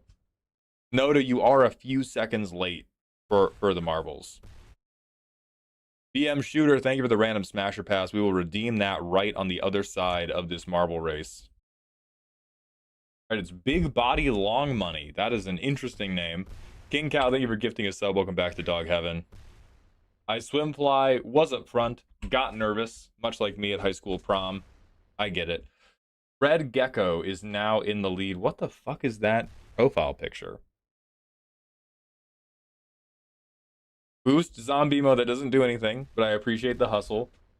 Silver Gravity just went fucking flying past everybody. They're almost to the end. They're not going too quick. Oh, and all right, never mind. Never mind. Sorry, Gravity. Thought you had it. That's my fault. Is it justified to take Vivi as a mana dork? Very, yeah. That's how I play them. I play them as a mana dork. I don't spell sling. It's still a very workable bracket 3 deck. It's still a very good deck. Vivi is a fucked up and evil card. They're going too quickly now. Oh, you almost! By the hair on your chinny chin chin, bro. Oh, Tassili. Okay. Alright, Tassili almost died. Looks like I Swimfly is going to try to walk it in. They're getting a little confused. They're going a little quickly, but they did it! I Swimfly, you are the winner. Drop your deck list either into Twitch chat or into the Dear Malltown channel in my Discord, and we will do your deck right now. We only have about 15 minutes, so we got to get it moving. Thank you, I Swimfly. Leaving to Captain America and his lovely petitioners. God damn it.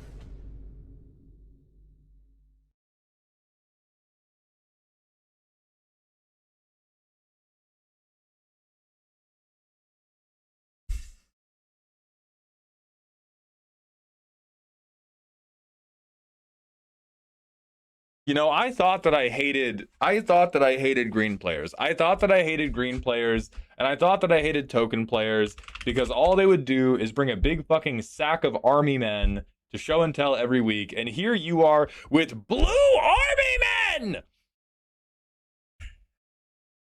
Sorry. Anthem of the World, thank you for the tier 1 sub for the 19th month in a row. Welcome back to the dog home. Cap's Shield, yeah, certainly a type of thing. Certainly. Let's see some cards. Fuck, that's actually really good for this deck. Okay. Fuck, that's really good for this deck. We have 20 petitioners. What's the on? Oh my god. That'll do it. The fairy who's what the? Oh, the alt. We're trying to alt to. We have to be bullying children. We have to be playing this deck in like a fucking hospital wing with kids who don't play Magic and are blind. What, like, how? Petitioner, I need to see this tag. Petitioners will return in what? Avengers level ramp. Crystalline Crawler. Mannequin. That's beautiful. They ramp twice because of Captain America. That's wow. Yes. Cap Shield. All right, so we have a little bit of interaction, sure. Hail Hydra. That's a good reference. Let's draw some cards. Sure, tapping.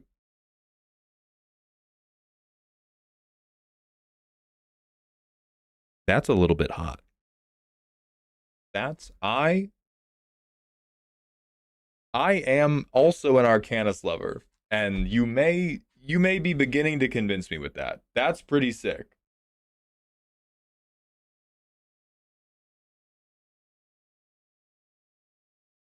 Six mana, 2 turns, draw 3. 6 mana, 2 turns, draw 6.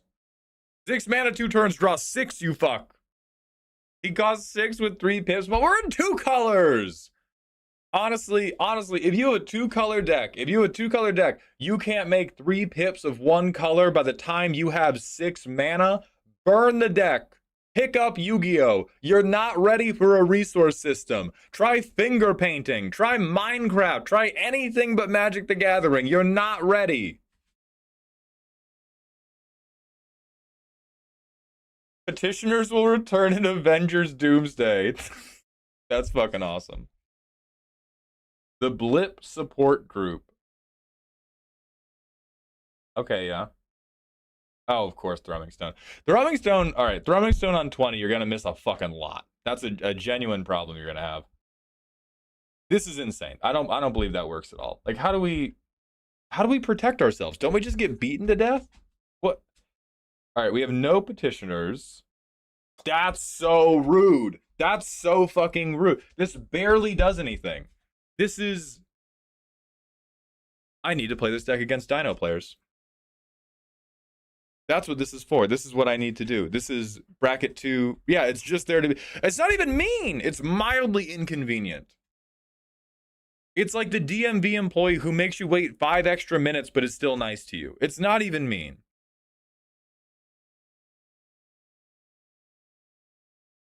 We're not keeping that hand. Okay, we have Springleaf Drum, we have a Mana Dork, we have 1 land. We have no lands. We have 1 land, 1 petitioner.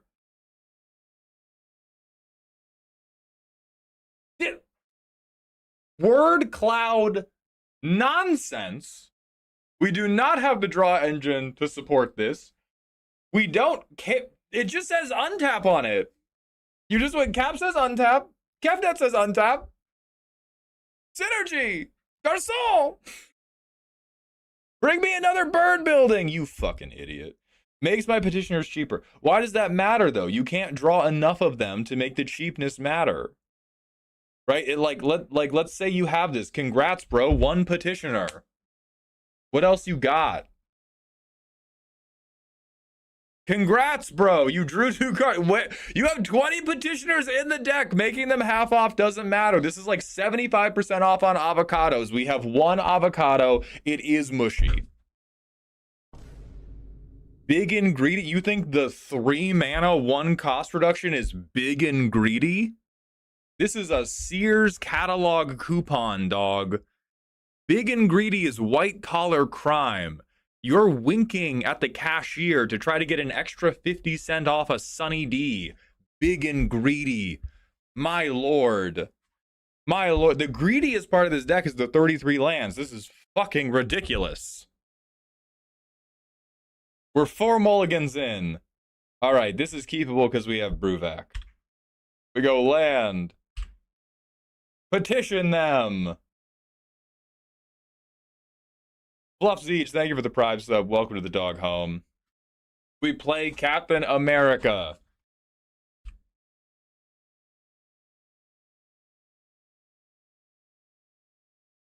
Petition them. I mill somebody for 1. I mill somebody for 1. All right. What's wrong with you? What's wrong with you? Why are we helicarrier striking? I'm gonna convoke for artistic refusal. Draw 2, discard 1. We'll get rid of Storm of Souls. Okay, now, here, sorry. Yeah, we did need Captain's Monument because we can't draw any fucking lands. Oh, I put that on top. Thank fucking Christ. So now, we go Petitioners. We go Bruvac. Mill 24. They all untap mill 24. So we mill 1 person for 48 on turn 6. And with how good commander decks are at using their graveyard, like the evilest part about this deck is making you count to 48. Mill 48 turn 6, die to anybody, not even to the green player. Okay, so let's talk about the Truth Supernova Swimfly. This is a beautiful shithead idea.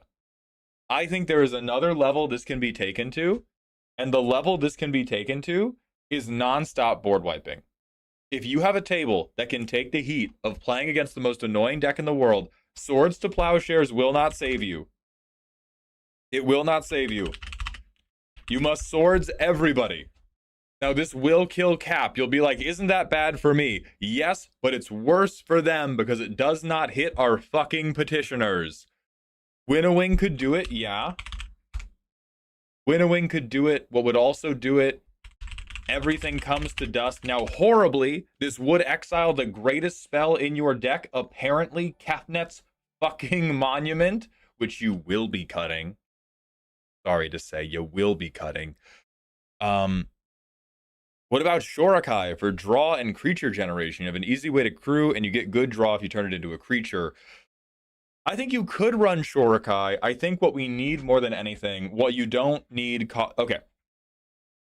You don't need cost reducing until you can show me a playtest where you have 10 cards in hand.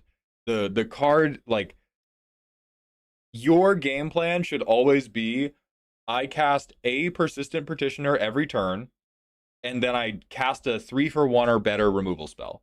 Like, I Convoke for Everything Comes to Dust. I Convoke for Winnowing. What about Expel the Interlopers? Yeah, I Expel the Interlopers. I Battle of Bywater. I, hell, even Raise the Palisade. Yeah, Dusk and Dawn.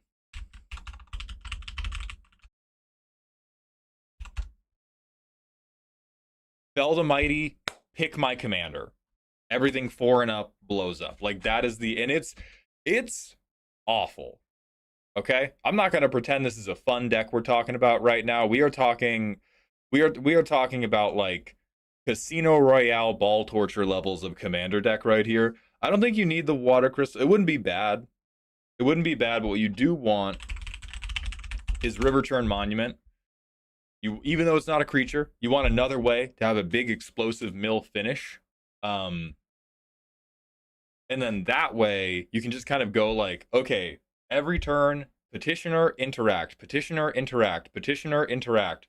Or if I'm not doing that, we got to draw more cards. I think Convoke is really cute. I don't think we're doing enough to refill our hand. I'm actually rocking with Arcanus the Omnipotent a lot. But I don't think draw 2, discard 1. Like, Transcendent Message I actually like the most. We just have to refill our hand. That's what we need. It's not enough to go one card up, because we're going to be spending a lot of cardboard. You could even try to run like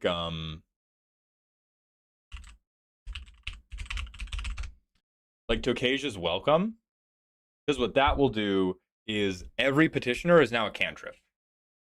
So I cantrip with a petitioner, I play a removal spell. I cantrip with a petitioner. Da da da da da da da da. Does Winnowing not hit all of your petitioners too? No, you hit your commander with Winnowing. So you pick advisors. You keep your advisor. And then Cap dies. And that's okay because Cap's 3 mana and we can replay him. And it is worthwhile to, if we have to reset the board, pick human. Shut the fuck up. Okay? Swimfly, you know what? You're banned. Good job winning the raffle. Bad job being petulant, being pretentious, saying shit that's not even real. Holy fuck. 1 second. Like, just admit you don't watch Marvel, man. I can't fucking deal with it. When people come to the stream and they want to just get a leg up on the streamer, and so they blatantly don't read their own commander cards. They have no fucking respect for the lore of this game. And it's like, we have to pay attention. This is why we're getting so much Universe Beyond stuff you guys think is slop, is because nobody's paying attention to what the cards fucking say, what the lore tie-ins in are what actually fucking matters. Jesus. Or yeah, name human. My bad, Goat. I don't think we care about Kitsune's technique, but that is a very cute idea. Wait, so Batman is Marvel? Not quite. but he got hit by Dawn Sire. What did I miss? I had to help a customer. I had a fake crash out because I was talking about like, oh yeah, we can sacrifice our commander to this creature based or creature type based board wipe, and there was a way to just avoid hitting ourselves completely. Um, I like Austere Command a lot. I like Clever Concealment. This card sucks. This is very funny. This is very funny. I don't think it does what you want it to do. So I don't think I like Arcane Denial. I'm okay with Dovin's Veto. Like, yeah, counterspells are good. I don't like Swords, Erode, Helicarrier, Opposition, or Artistic Refusal. Um, I don't love Crystalline Crawler. It's really cute. We need more things to draw cards. And then we want juicier ways to draw cards. Either like I want to make all my creatures cantrip. Um, I want to.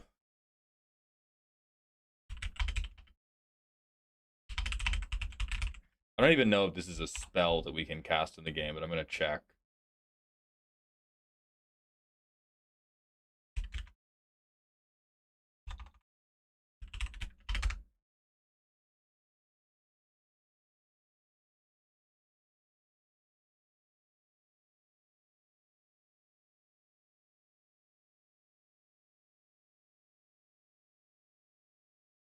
No, it's not. I was gonna check if there's a way to like draw equal to board state in blue, but I don't think there is.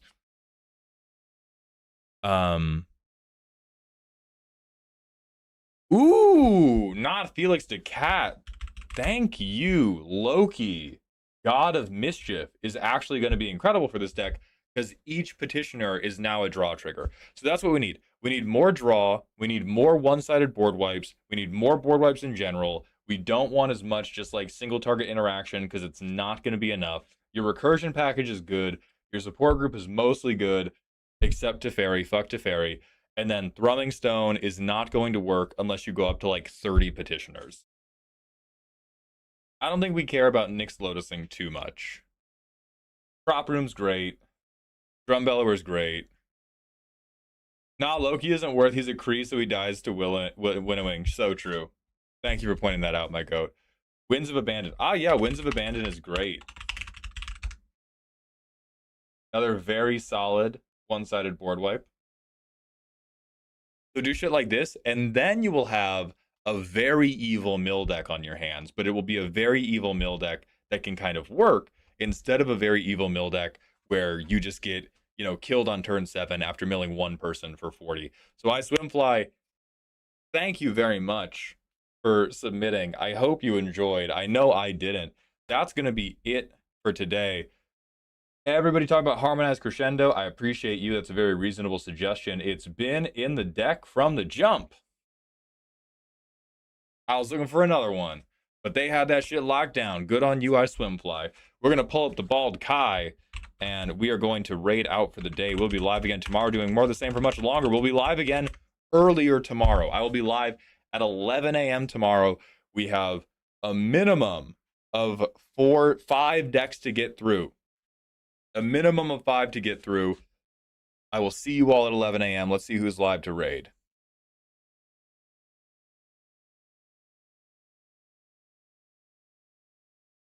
Beeps is live doing Zomboid. We're going to raid into Beeps. Thank you all for being here. Thank you for your patience.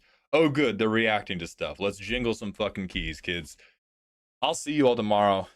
Thank you for being here. I hope you enjoyed today's show. Please remember to stay toxic. YouTube, that's just it for us, but I will be back tomorrow.